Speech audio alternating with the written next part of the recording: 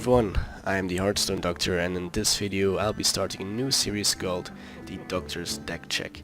I'll be reviewing decks, and for the first 10 decks I found a chart on Reddit which contains the 10 most played decks in Hearthstone, and the first one is Budget Mage. Now this deck only costs 1280 dust, and I will be reviewing it right now. So let's go over the cards, shall we? The first one is Argent Squire. Now this is a card I don't really agree with. I would actually replace it with Arcane Missiles and one Arcane Intellect. This is because this triggers our Mana Worm, and Argent Squire isn't really necessary in this deck because we can't really buff it.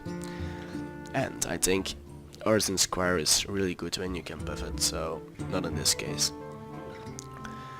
With all the other cards I agree, I would say. I think the really strong cards in this deck are a Many Berserker. It's really good in a Mage deck. MacLeod of Pain too, because we need some card draw. Earthen Ring Forest Hero was a card I didn't agree with, but I don't see actually other cards that can come in here that are better or that are better to craft, because it's a card you can use in many decks. And yeah, the only special thing is actually this Faceless Manipulator, and it costs 800 dust, but I think it's a really good card to craft. And also in this deck it has a potential because we don't have legendaries. We can just copy the legendary of the opponent and then try to polymorph him. So what I did is I always hold one polymorph in my hand, and when I got my Faceless Manipulator, I Faceless Manipulator late game my opponent's legendary, polymorphed it, and then tried to attack the sheep with something I had on the board. But that's something really good about this deck. I will be reviewing the strong points and the negative points of this deck now, and afterwards I will say where I think this deck is in the picking order and etc. So let's go. We're gonna start with card selections. I'm only level 20 because the season just begun, and I get rid of the Azure Drake because it's 5 mana, so I get rid of it. The next one is actually just the same thing. Fireball is something you want to save for late game removal, or just to go or to finish the game. And in this case, just get rid of it, and we get a good Mana Worm here. The next one is like the previous two, just get rid of the Azure Drake and the Fireball, and we will end up with another Harvest Golem and a Many Berserker. And I will show you several kind of plays with your Many Berserker. This one is actually the worst one that you don't want to face, but here we face a Rush Warlock deck, and we have to play him just to get something on the board and to get control, and to maybe trade 1-for-1 with his Flame Imp. So that's something you want to do against aggro with this deck. Now this play is actually the best thing you can do. You're turn 1 and you have a coin, so we coin out the Berserker, and afterwards we can aggro the Berserker and maybe go for face. You will also always have to trade with something from him, and we only wasted, not really wasted, but played a coin and a 2 mana minion. So most of the times your trades will be very good if you play him. So in this case he'll play a Fairy Dragon, and we can just do the thing that we wanted. We aggro our Berserker and just go for face. Afterwards he has to trade, and we get so much value out of this card, and I think it's really good to play like this early in game. So yeah, you see he's in a very difficult situation. He has to trade or use a lightning bolt or something like that. In this case I'm going to show you how to efficiently trade with a Many Berserker as a mage. So here I just go for Level Gnome, kill Priestess off with my hero power, and he's now faced with a difficult decision. He has only 3 cards, so the chance that he has a Mortar Coil in his hand isn't that high, but we'll see. So he plays a Direwolf and trades with the Imp, so that's a really good trade for us. And here we can now just play a Harvest Golem, so he can't kill it and we just can't kill his Direwolf the next time. I think this is a really good trade, and it shows the power of an Armani Berserker. Here I'm going to show you why a Water Elemental is so good for only 4 mana. He is very bothered with it, so he's gonna do something I don't really understand. He's gonna trade 2 times with his Murlocs and not go for my face. So the Water Elemental actually drawed attention and just absorbed 7 damage that elsewhere would have gone to my face. And I get a card out of MacLeod of Bane, so that's good to do. And I can kill his most powerful creatures off with just the MacLeod of Bane and my hero power, and I get a card out of it, so that's really good.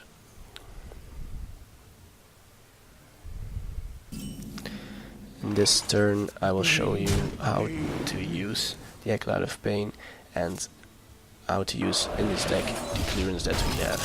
So here we just clear the board early on.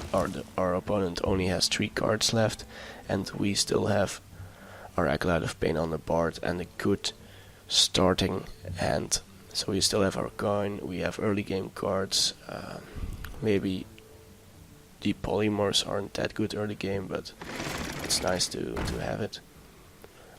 And here next time we just Frostbolt his golem, and then I'm gonna trade with my MacLeod of Bane. Now I do that because I still have full mana. Yeah, I have potential for 4 mana and we have a lot of 4 mana cards. So I do this, don't use my hero power, and I get a Water Elemental out of it. So I'll do the Water Elemental is. So we play it now and actually gain board control. In this case I will show you how to trade efficiently, and it's a good combination. If you polymorph and you have an MacLeod of Bane on the board, it's always nice to trigger the passive of the MacLeod of Bane. So we polymorph his Fire Elemental, kill off his taunt, and then just trade like this. And we get a card, and that's really good because you're late game. And like I said, we don't really have a lot of card draw.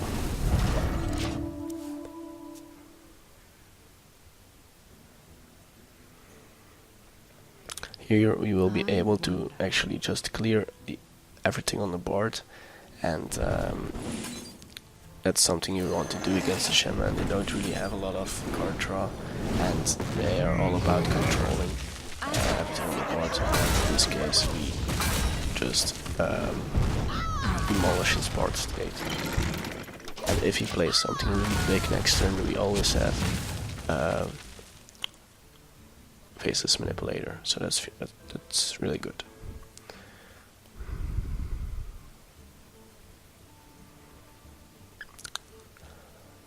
So he's now stuck with something, yeah. And this is the most fun part, just Flame Strike all of the Murlocs away. And that's really fun about this deck, but all mages are. So now I've come to the weak points of this deck. You don't have a lot of card draw. If your opponent plays a legendary, you only have a few methods of clearance, and if you fall behind in cards, you will lose. That's as simple as that. So I played against a Shaman here, and he just cleared everything I played, and now he's actually winning. And I can't do anything. I aggroed my own MacLeod of Bane just to get a card out of it, but it didn't help. And yeah. Is this a fun deck? Not particularly, because just a basic Mage deck. It's not gimmicky of any kind, but it's not boring either. And is it a good deck? I think you can reach rank 8 with this deck if you play efficiently and if you get to know the deck better and better. But I don't think this is legendary material or something like that, because it's only 1280 dust. You can't expect much for that amount of dust, but I think this is a good beginner's deck and you can move on afterwards. So like, I'm now rank 19 just because I didn't play much last season, but I think I can get up to rank 8 with this deck. I wonder. Yeah, that's it. I don't think that for less than 3,000 dust you can get a really good deck. I think there are decks out there like the Raynet's Warrior deck, but yeah, here he plays an Earth Elemental and it's basically over. So okay, I hope you enjoyed this video, you learned something from it, and please let me know if there are any suggestions for improvement. If you liked, please subscribe, comment, and like this video, so you'll help me really much. And thank you for watching. Goodbye.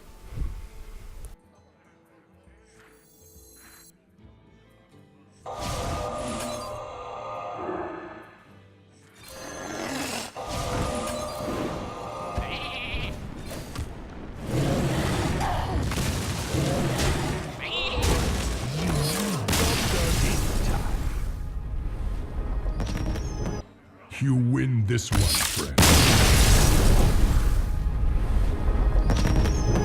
You